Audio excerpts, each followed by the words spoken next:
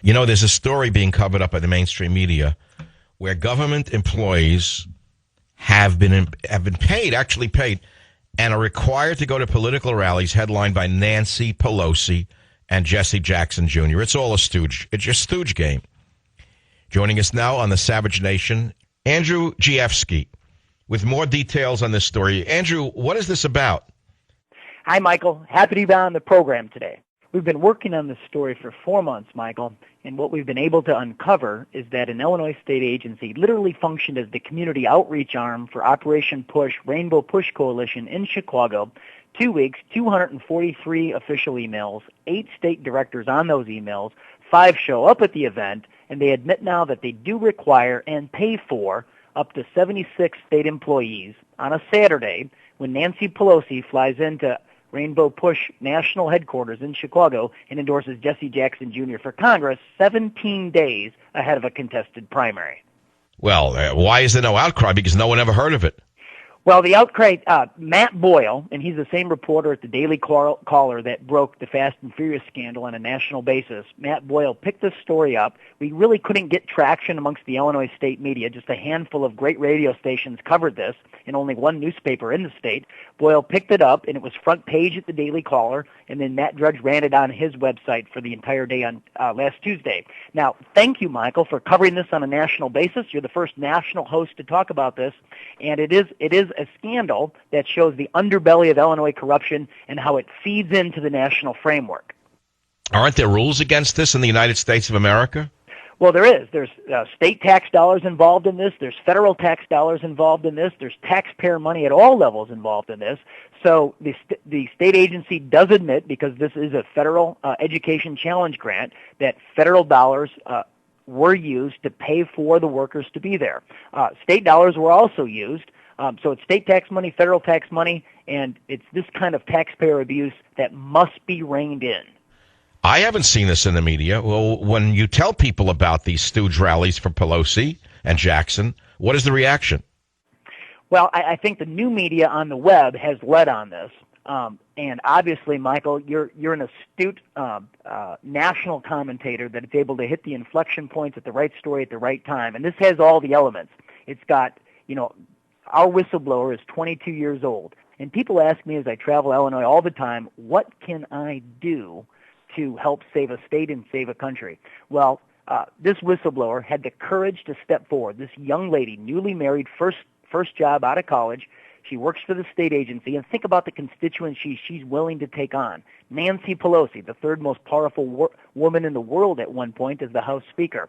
The Jackson family, and they're the most powerful African-American political family in the country. An entire state agency that goes all the way to the governor of Illinois, Pat Quinn, and strikes at the underbelly of Illinois corruption. So kudos to you, Michael, for covering this story, for giving protection to this whistleblower, defending this story, and putting a big broadcast on this story. What can we, the people, do? Well, the prevailing wisdom in Illinois is that you cannot fight City Hall and win. So your listening audience should go to the Daily Caller website and look up this story and weigh in on it in the comment section. They should call their congressman and their U.S. senator and ask them to do a federal investigation of Pelosi and the federal dollars that were used at this event. And this was only one event on this day, one political event of 3 that the whistleblower alleges in her sworn affidavit. Here's the first one. The state employees were required to be there early, a half hour early, where they were congregated in the second floor hallway, and Jesse Jackson Sr. had a meeting in a room adjoining that hallway with candidates and politicians addressed by the title of judge and senator. When that meeting wrapped up, with cameras flashing, Jackson and the candidates and the politicians were brought into that hallway where the state workers were used as props. They looked like campaign and Jackson supporters during a campaign season, and so that was the first event. The second event was where Pelosi endorsed Jackson Jr., and then the third event, and this is a pretty stunning account in the 2,200-word affidavit by the whistleblower, Jackson Sr. and the state workers and leaders from Operation Push are put in the same room for a private meeting. And in this meeting, Jesse Jackson Sr. gives the state workers job coaching, and this is what he told them. He told these workers that work in our high schools, and they work with low-income and firstborn children to help them go to college with federal loans and grants. And he said, don't worry about loading those students up on an excessive amount of student loan debt, because Pelosi and the National Democrats, they're eventually going to forgive that debt. And just on the promise of loan forgiveness, you have a brand new Democratic voting bloc. What's happening now? Well, we hear that there are liberal journalists in Washington, D.C. that are chasing Nancy Pelosi, asking her to go on the record on this story, because the liberal journalists actually are disgusted with the fact pattern that we've identified. So we believe it does have legs. Matt Boyle, the Daily Caller, he's going to continue to pursue this story. And I can tell you we have evidence that we're going to bring forth over the next couple of days and weeks that this story has further legs. Well, what's next?